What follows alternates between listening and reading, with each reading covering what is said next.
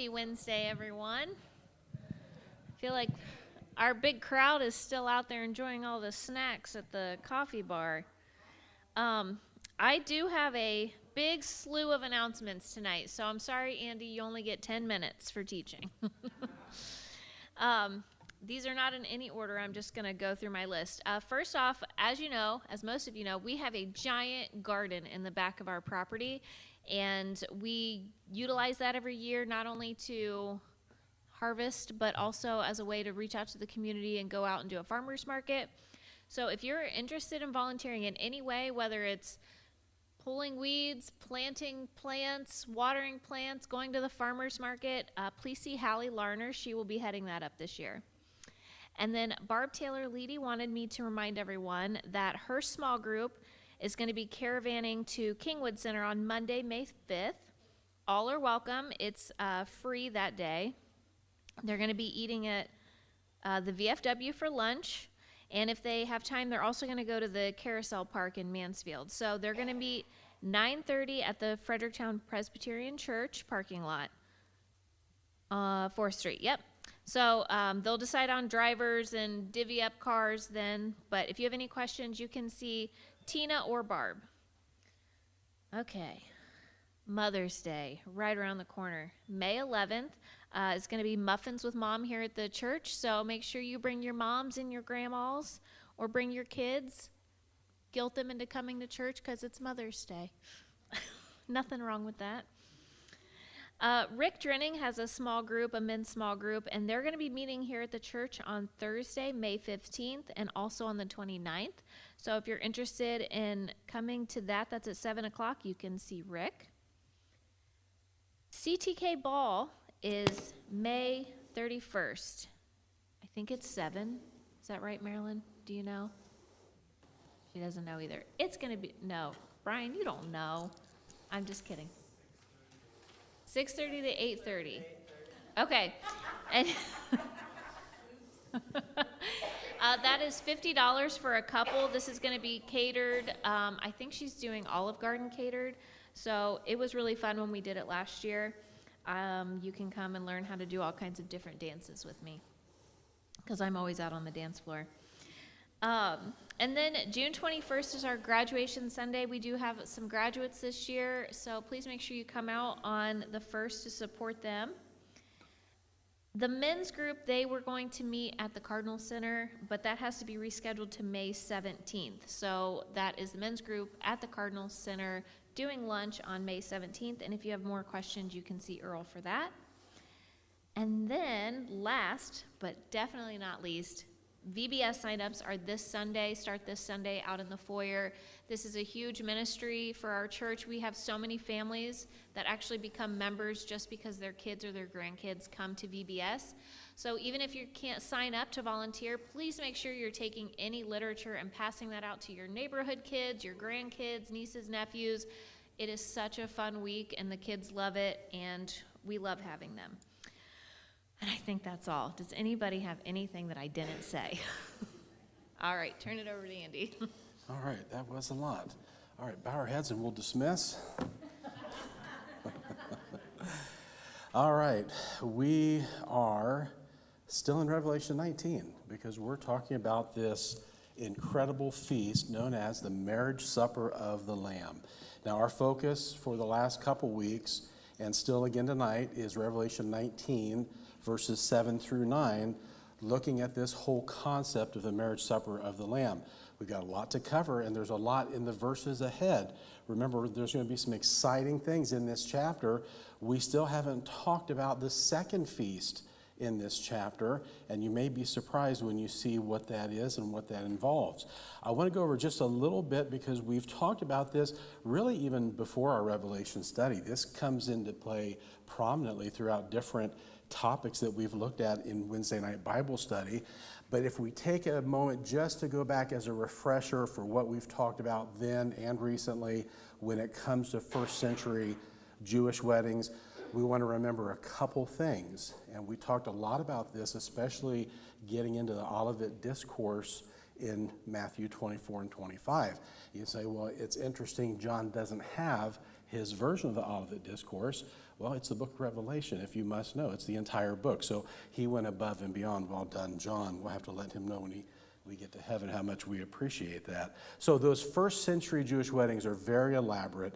They're rooted in covenantal commitment.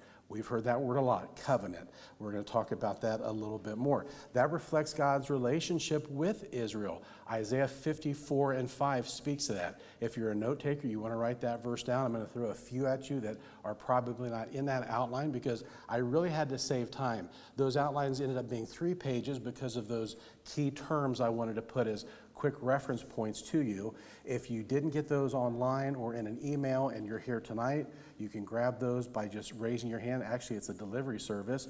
She will outline dash those right to you. Chelsea in the back, just raise your hand and she'll get those delivered promptly.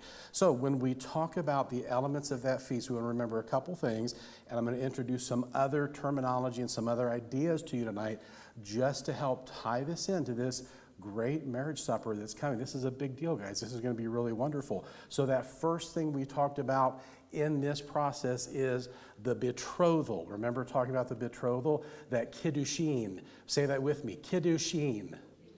Kiddushin. Remember that word. We're going to shorten it up here in just a little bit. That is going to be a legally binding contract. That means that as the betrothed, they cannot break their vows to one another. It would be the same as adultery within a marriage. There is a commitment there, unlike what really we can say when it comes to our custom of an engagement, for example. There's really nothing legally binding if you have a fiance, but in this case, it's much, much different. That groom has paid a bride price. Does that sound familiar at all? Where on earth would we be going with that? He's paid a bride price. How has he sealed the covenant? Any guesses? We're going to spend a lot of time on this tonight. What is it? With a cup of wine. We'll get into how that represents blood later on. There's a lot of symbolism in this. We're talking first century Jewish weddings, primarily. Now, are there still elements of this today? It could be, possibly, but primarily we want to focus on the first century. This is the audience of Jesus. This is who Jesus is talking to when he's giving these parables. And when the first readers of those epistles and the first readers of Revelation are putting this into context with their Jewish minds, which is what we hope to emulate tonight in this study, they are thinking of these first century Jewish ideas and these concepts. You've got a preparation period and the father's approval. So there's going to be that preparation period when the groom, the betrothed, he is going to go where? To his father's house, and he's going to prepare it, right? That generally means he'll probably build onto the existing structure. And it's only going to be when his father says, now the time is right. Again, where could we be going with this? How interesting is that? Then he will send him. So from that period, we've got that return, that procession, where the groom and his groomsmen come back. It's usually done at night. They come back, they'll have torches, they'll have loud shouts of praise, they'll have a shofar to go and be joined with that waiting, faithful bride in her fine linen. I told you last week, make a little note next to fine linen because we're going to continue with that, not so much tonight, but it probably will come up on the test later, just so you know. So when you get to that final stage, this is the big deal, the wedding and the feast. That groom has taken his bride and taken those virgins who are with her and they have gone now to the, what is called in Hebrew, the chuppah. This is going to be where they consummate their union. And then that is followed by the actual feast that's going to last for 7 days. Jewish weddings in the first century were a really, really big event. They were a big deal, much longer, much more extended, much more involved than what we see today. As nice as weddings are today in our culture, this was something much, much different. It looked a lot different. So we have this groom preparation. And if we think back to John 14, what did Jesus say? In my Father's house are many rooms. I'm going to do what? Prepare a place for you. You guys are really good. And what else does he say in John 14? Then when it's prepared, what am I doing? I'm coming back, right? We want to remember that because that's going to play prominently too, by the way, just so you know. So here we have the whole second coming idea from 1 Thessalonians 4, all wrapped up long, long before Paul writes that epistle in the Jewish wedding custom. Who knew? How interesting is that? Let's go to our first slide, which I should have had up already. We're looking at these wedding elements for at least the next 2 studies. Because I feel the Lord has led us there, quite frankly, so I can't be apologetic for it. And we look at some of those elements in modern weddings, such as the toast, raising that glass. We're going to talk a little bit about that tonight. Let's go to our next slide. We don't get to take the DeLorean out very often, but we're going to go back almost 64 years exactly to France. May 31st, 1961, John F. Kennedy and Jacqueline are invited to the presidential palace at Elysee, and they are hosted by Charles de Gaulle himself. And what's interesting about that is President Kennedy gives a toast. Now keep in mind the time that everyone is really kind of enamored with Jackie. She can speak French fluently, and you've got this young, handsome American president, and you've got some sometimes strained relations between the United States and France, and now you've got this big, important state dinner being hosted. And what's famous about this state dinner is the toast that President Kennedy gives. And I was going to read it to you, but we lucked out. Now, there are no pictures. This is the actual night. It's a pink and I think white gown that Jackie wore. That's actually that night, but there are no pictures. Picture taking wasn't as commonplace as it was today. Not everyone had a camera in their pocket. So there's actually no video, there's no photographs of this actual toast. However, we're very fortunate because President Kennedy knew when he had a good one, and he used this again just a couple days later at the press dinner that he held. And I'm going to try something here and see if it works, because we can hear it in his own words if I do this right.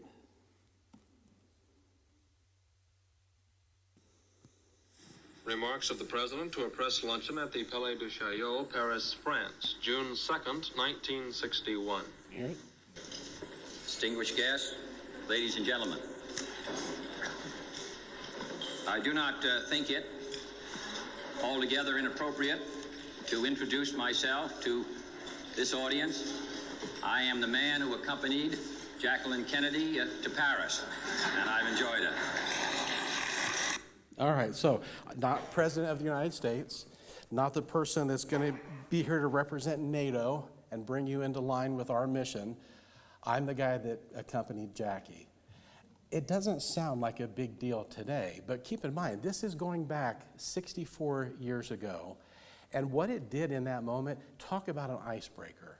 In fact, that toast is considered one of the templates when people are actually trying to come up with a toast. It's been used in a number of books on etiquette, including Peggy Noonan's book on toasting itself, a whole book devoted to that. It's said that Ronald Reagan used this as a model for his famous toasts of the 1980s, which you can also still get on audio files today. And fortunately, we have a copy of President Kennedy's voice, even though it's a couple days later at a different event. It's the exact same thing he said. He displays a humility that ends up having such an impact. Charles de Gaulle still decides, this is affecting me as I write my memoirs, and it is in his memoirs, the impact this had on him. How interesting a toast can do that. Very neat stuff. So why does it matter that we do these toasts? Toasts go way back. If we go way back in the DeLorean, we can visit Mesopotamia in about 2000 BC. And believe it or not, Hammurabi actually gave toasts at these lavish feasts where he would toast to the gods or toast to other leaders or toast and talk epics of these victories that he has had. And it continues on throughout the ages in the Norse kingdoms, clear up through the medieval ages. In the Renaissance period, it almost becomes somewhat codified as part of that blessing that initially was to the king, but is now extended to a bride and groom. And by the Victorian period, this is something that has now become so customary that you have an assignment for the best man now to give a toast. So this becomes very important. And you say, Andy, you've traveled 3,000 years of history in the DeLorean, you racked up the miles, and I still have no idea what this has to do with a Bible study. Well, believe it or not, raising that cup has some significance. And I think it's one of those things that points to more of the things that we do on earth that mimic the things that are heavenly.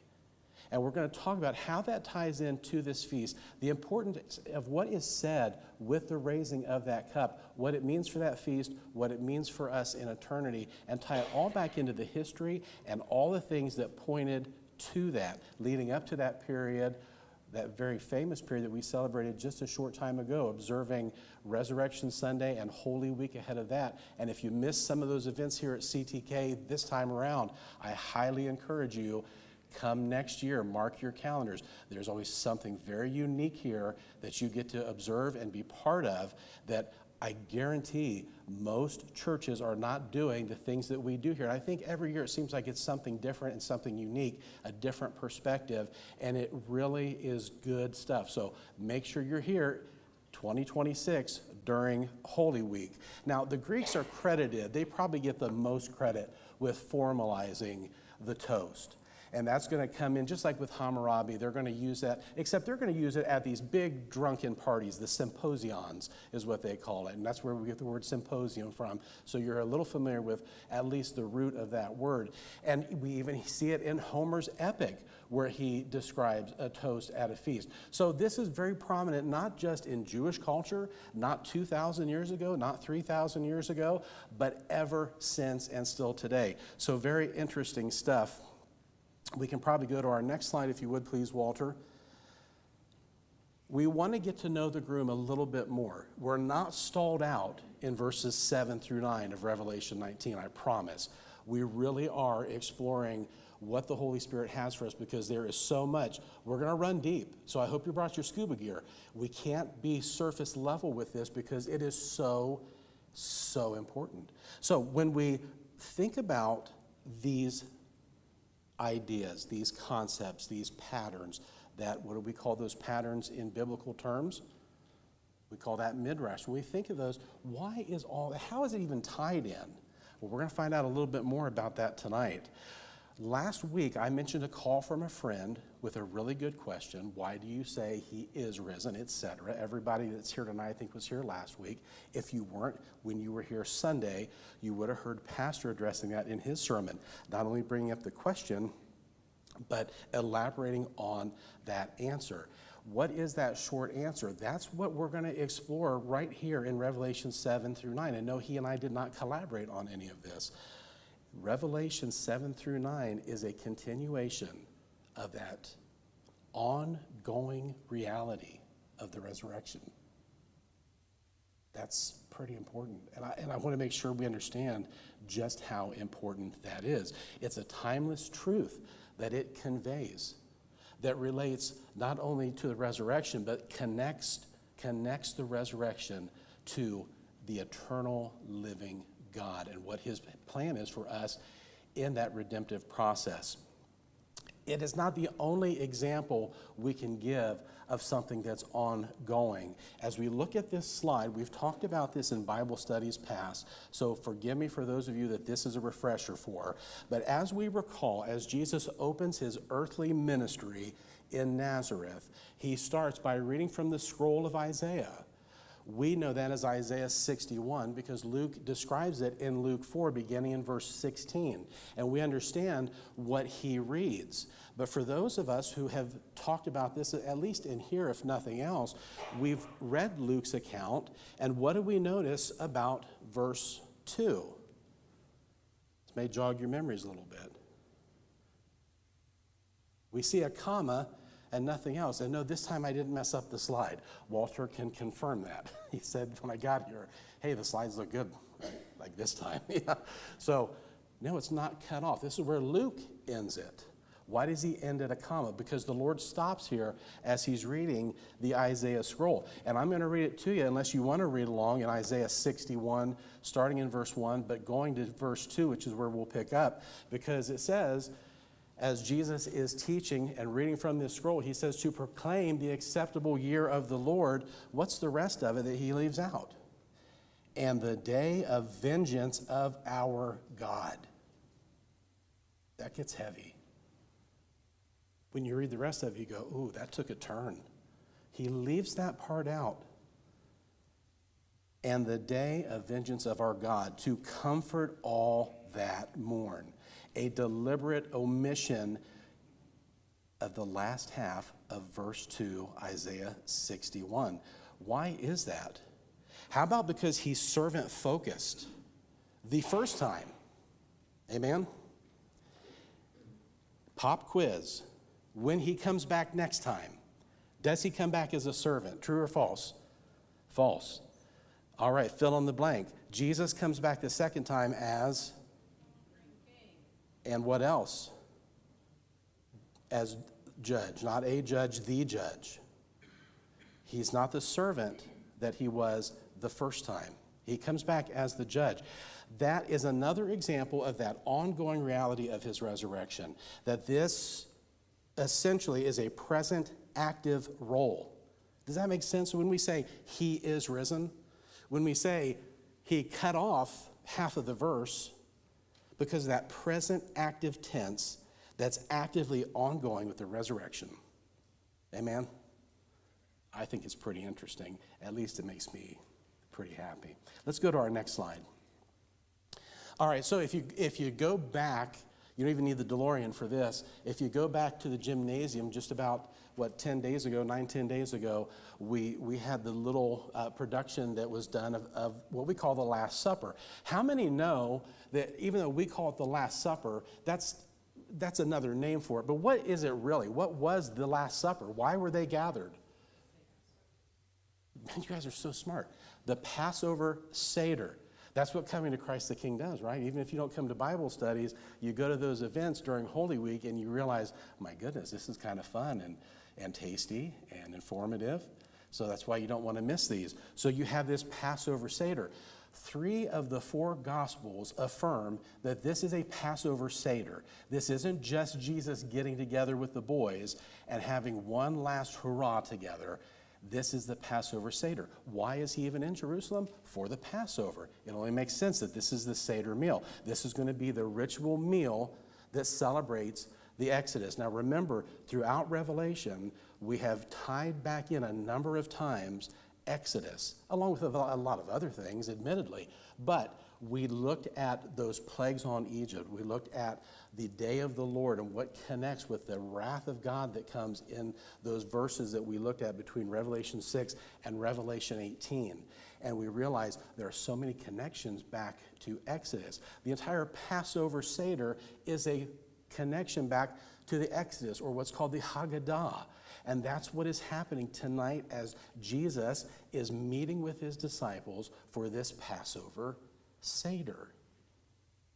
It gets a little bit more interesting, as if that's not interesting enough, because we have a lot of information that we can draw from. We have the Mishnah, we have the Talmud, and we have the New Testament. And if you're looking for those terms, those are on that third sheet of paper.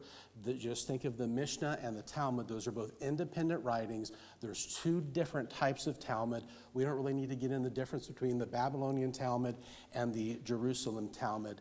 Those are commentaries written by rabbis on the Torah. What's the Torah? When we think of those books of Moses, when we think of the Old Testament, that's the commentary on those. We're going to need a lot of different weird terms, but I promise I'm going to put them on those papers, so make sure you refer back to them in case you get confused. It's a lot to take in, I realize that, and a lot of funny words. We're going to learn some Latin, we're going to learn some Greek, we're going to learn a little bit Hebrew, and it's going to get a little confusing. So don't be shy about raising your hand if you say, what does that mean? I don't even get that word. When we look at the Passover Seder, what's really interesting, and where we're going to tie this into Revelation 19 tonight in our remaining 19 minutes, we want to look at those 4 cups of wine. It seems like the Passover Seder really revolves around the 4 cups of wine. How many knew that? And I realize that what we have today, what Jesus gave us and what we do today, we have our communion cup, and we understand what that derives from. But if we look at a first century Passover Seder, and we can look at Mishnaic correlation that goes back to even earlier traditions, we understand that there's 4 cups. And yes, the Seder today does not exactly look like the Seder of the first century. There's an explanation for that, because this is pre-70. So the temple has not been destroyed.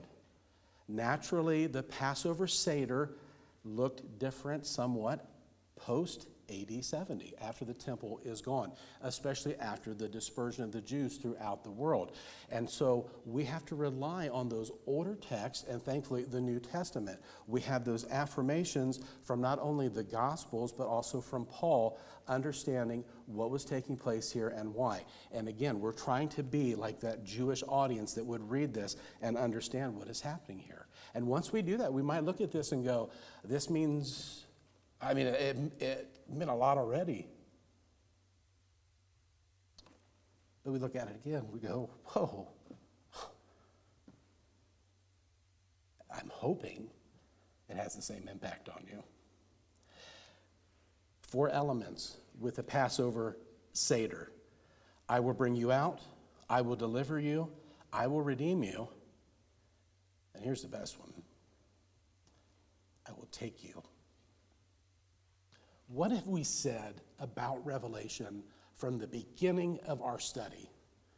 It is God's rescue plan. When we bring in Genesis chapter 6, when we bring in Rahab, when we bring in all of these other stories, when we bring in Lot, what do we always see? A redemptive plan that God has for his people. And that's exactly what we see celebrated in the Passover, but it also points to what's coming in Revelation 19, to that redemptive plan and that purpose and what it leads to in this feast. So if we look at this, we've got 4 cups with the Passover Seder. We've got cup of sanctification that blesses the festival. That's known as the Kiddush. What's the first word I had you repeat with me? Kiddushin. Who knew that the betrothal process is so deeply connected to the Passover, to the Haggadah? Who knew? The second cup is the cup of proclamation that accompanies that Exodus story. And then we have that cup of blessing that comes. If you have this on your outline, if you have other notes to take, if you maybe put a little asterisk next to number 3, the cup of blessing, that's going to be important when we focus on tonight. That follows the grace that comes after those meals. And then the 4th cup is the cup of praise or acceptance. And that's going to conclude with those Hallel Psalms, Psalms 113 through 118. So we want to make sure we understand exactly what that means. That first cup, those are the introductory rites. That's where it all begins, just like the first phase of the betrothal process. How interesting is that? During the evening, we'll picture in our minds a Jewish family. And we'll picture the father who sits down and blesses the festival. It starts with the Kiddush, that first cup, that cup of sanctification. It's going to be mixed with water, and then he's going to go on to the cup of proclamation. So as Dad reclines and starts telling the story of the Exodus, he's going to start talking about the Haggadah. And that's when the son, seated at the table in our fictional Jewish family setting, asks the question. The question he asks, what makes this night different? What makes this night different from all other nights? Now, we know this is about the Exodus story, surface level, but we brought our scuba gear and we're diving a little bit deeper. Keep that in mind. Of course, the 4th cup of praise, that acceptance, are going to be those Hallel Psalms that we'll get to that part too. So don't worry, and there won't be a test on this. If we do, it'll be open book, I promise. I want to turn your attention just for a minute to Matthew 26:31. The same account is going to follow in Luke 22, and we're going to rely on both of these heavily as we work through this. Matthew 26:31. When the son asks that question, what makes tonight different from all other nights? I want to refer you to Matthew 26:31. Then Jesus saith unto them, all ye shall be offended because of me this night, for it is written, I will smite the shepherd, and the sheep of the flock shall be scattered abroad. Those are the death bells ringing right now, added for dramatic effect. All offended this night, the shepherd will be scattered.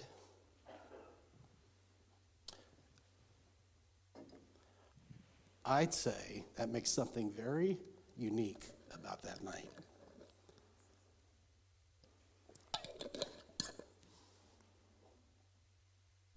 Let's move on to our next slide, Walter, please. Again, reflecting back on Matthew 26, you might as well keep your finger there for a minute, maybe in Luke 22 as well. Matthew 26:26 says this, and as they were eating, Jesus took bread and blessed it and brake it and gave it to his disciples and said, take, eat, this is my what? This is my body. Verse 27, and he took the cup and gave thanks and gave it to them, saying, drink ye all of it. Amen? We know this like the back of our hands, right? So, again, a meal revolving around the drinking of this wine and this Passover meal. Let's go into Luke 22:17. You don't have to flip there, I'll read it to you, but make sure you make a note of this. This follows along with what we just read in Matthew 26, Luke 22:17. He took a cup, and when he had given thanks, he said, take this and divide it among yourselves. Now, we don't know exactly how Jesus gave thanks. Modern day, if you guys remember the Hebrew that Pastor prayed in the other day for that Monday service that we did, that modern equivalent is going to say, blessed are you, O Lord our God, King of the universe. I emphasize king on that for a reason. We'll get to that in the next study. Who creates the fruit of the vine, the wine that's going to be drunk. He created the fruit that made it. Of course, when we picture that wine, we picture that matzah that comes with it. That's the unleavened bread. And we know from Luke's account, he says he took the bread, he had given thanks, he broke it, and gave it to them, saying, this is my body, etc. Do this in remembrance of me. I don't mean that irreverently. I'm saying that in a hurried way because we've got a lot to get through. And I think everybody here understands what was happening here. And it goes on to say, Luke explains that the cup, likewise, that they had after they'd eaten, he said, this cup that is poured out for you is the new covenant of my blood. So you'll find that in Luke 22:19 and 20. So Luke is noting that there is a cup after they had eaten. Cup, bread, cup. You'll see that pattern, a little bit different than what you see in the other Gospels. What's interesting, first of all, and we already know before we walked in through those doors, is Jesus has given a whole new meaning to the bread and wine. That's why we have our communion. That's why we do those Maundy services, etc. Matthew 26 and 28, though, when we go back to what I read a minute ago in Luke, is the equivalent. For this is my blood of the New Testament, which is shed for many for the remissions of sin. My blood of the New Testament. That's the first time that they have heard this, with the exception of, remember, what was their background? What were the disciples? This is not their first Passover Seder. They are Jewish through and through. Where have they heard that before?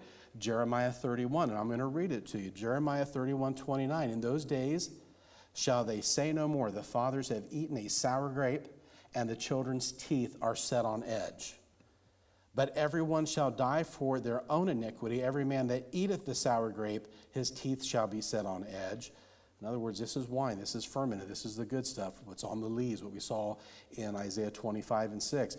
Behold, the days come, saith the Lord, that I will make a new covenant. This is Jeremiah. Behold, the days come, saith the Lord, I will make a new covenant with the house of Israel and with the house of Judah. A new covenant. And then Jesus is making this new covenant. Who's it with? I just said, Israel and the house of Judah. That's who the new covenant is with, by the way. And I realize some people are going to corner me afterwards and try to beat me up. But that we are grafted in. We do not replace Israel. And I'm willing to get beat up over that one. The church does not replace Israel. We are grafted in to that covenant, praise God. He does not go back and break his covenant. He keeps his promises to Israel. And thank God he's made a plan for us as Gentiles in that. Verse 32, not according to the covenant, says the Lord through Jeremiah, not according to the covenant that I made with their fathers in that day that I took them by the hand to bring them out of the land of Egypt, which my covenant they break, although I was a husband unto them, said the Lord. Right back to our wedding theme. Verse 33, but this shall be the covenant that I will make with the house of Israel. After those days, saith the Lord, I will put my law in their inward parts and write it in their hearts, and will be their God. And you know this one, and they shall be my people. How good is that? Let's go to our next slide. Reflecting again back to this night at this Passover Seder, the last meal that Jesus is going to have. This is his last meal. He says, but I say unto you, I will not drink henceforth of this fruit of the vine until that day when I drink it new with you in my Father's kingdom. How many have ever read that before and paused and said, this means something, even if we don't know what it means? That surely had to have, the first time you ever read that, you looked at that and went, I will not drink henceforth of the fruit of this vine until that day when I drink it new with you in my Father's kingdom. What is he talking about? We have how many cups at the Passover Seder? We have 4 cups. The third one is that cup of blessing. I told you put an asterisk beside it. Now, we're at the 4th cup. What does Jesus do? Let me tell you what it represents before you answer. This 4th cup, what does it represent? It represents consummation. What is that final step in the betrothal and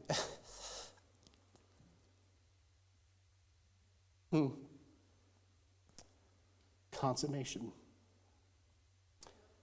But Jesus abstains from drinking the 4th cup. Again, more of this ongoing reality, this continuation. What we might say today is unfinished business, which leads to the next question. When does he drink the 4th cup? You had to have figured it out by now, because we're in Revelation 19. The 4th cup, the cup of praise, the Hallel cup, will come at the marriage supper of the Lamb, at the feast, the consummation that takes place. Whether you believe that that feast takes place in the heavenly realm, or that that's where the consummation is and the feast takes place physically on earth in Mount Zion. We talked about that before, 2 different ways you can look at that. Regardless of where you think that happens, regardless of where you think you are in the rapture. By the way, when did the resurrection start? When will it start? We always say there'll be a resurrection one day, and that's partially true. How many know the resurrection already started? We're not waiting for the resurrection necessarily. We're waiting for our role in the resurrection. That might change the way you look at things just a little bit. We have a role. That's what we're waiting on. The resurrection started, obviously, with our Lord. Matthew 26 and 30. I want to read this just a little bit too, because we want to elaborate just for a minute on that 4th cup, that Hallel cup, that cup of praise. Because by the time that happens, it's a very specific psalm that is sung. I'm only telling you that because as we move on in this, I want you to understand the importance of Scripture in song, especially in the 1st century. Not only what it means at the Passover, but clear up until nearly the moment of Jesus' resurrection, and what's happening with these feasts, and why we have to make ourselves get through some of those slower moving passages in the Old Testament where we keep telling ourselves, he is in it. The volume of the book is written of him. He must be in here. I'm having a hard time getting through the book of Numbers right now, Lord, but I know you're in here. I know you have something to show me. I know you have something to show me here in Leviticus.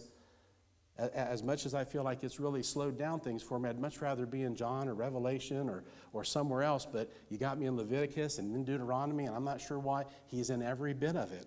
And in Matthew 26 and verse 30, we read this, and when they had sung a hymn, they went out to the Mount of Olives. The 4th cup that the disciples would have drank, the 4th cup officially is when everything ends. The 3rd cup of blessing is drunk and the meal begins. So the lamb that's brought out, the bread that's brought out, not the little, what we might think of as hors d'oeuvres and the small pieces that are already consumed with those herbs. He's actually giving the 3rd cup of blessing. And we have that confirmed through Paul in 1 Corinthians 10, that third cup is the third cup of blessing, and that's where Jesus stops. And now the meal can actually begin. When the fourth cup is drank, that officially ends the meal. And then when they're done, because they've sung a hymn, they go out to the Mount of Olives. What is that hymn? Psalm 118. How interesting that from Psalm 113 to 118, if you look at those, you might look at that and say, Jesus had to have seen everything in these Psalms that was going to happen to him. It was about to happen because of the prophecy. Nothing written by accident in the Bible at all. Let's go on to our next slide. This is our final one that's going to put us finishing just about right on time, actually a minute or two early. Just to recap, we talk about these cups, obviously because of this ongoing reality that we want to tie in, this action that is not ending, has not stopped. It's more than just he is risen. It's more than just cutting half a verse off in Isaiah. It's more than just waiting for that fourth cup. It all ties together with our place in eternity and how it ties the resurrection to the feast, to us, to his sacrifice, and to everything that pointed up to that in all of the years ahead, where we're looking at Old Testament law and we're looking at these things and we say, gosh, it all points from this side of the cross. It's so easy to see it all points to Jesus. So we have that third cup, that blood of the covenant, and that's where he stops. We have that fourth cup. What is that? That basically is the awaiting kingdom.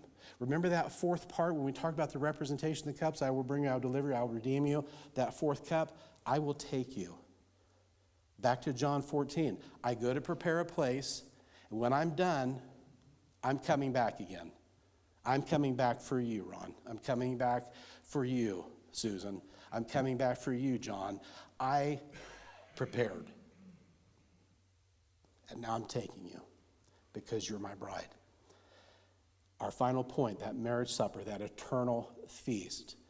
We're looking heavily right now at this very moment at Revelation 19 and 8 and that fine linen. Because remember in Matthew 25, that awaiting bride who's been faithful and vigilant, she's been watching and she's arrayed in her fine linen. Fine linen plays a prominent part in what John is trying to convey to us and what all the apostles try to convey when they're talking about that. And we'll get into more of that next week, I hope, Lord willing. All of that represents this final marriage feast. Everything for us leads to this moment, and that's pretty amazing.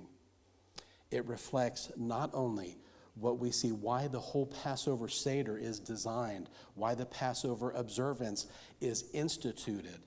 All of it points to the cross. All of it points to Christ. All of it points to this feast that's awaiting all of us. All of it points to the other feasts within those feasts, like the Feast of the First Fruits that we'll talk about at the moment of resurrection when we go next week and maybe try to learn a little bit more about that groom. That you say, I already know him, I already love him.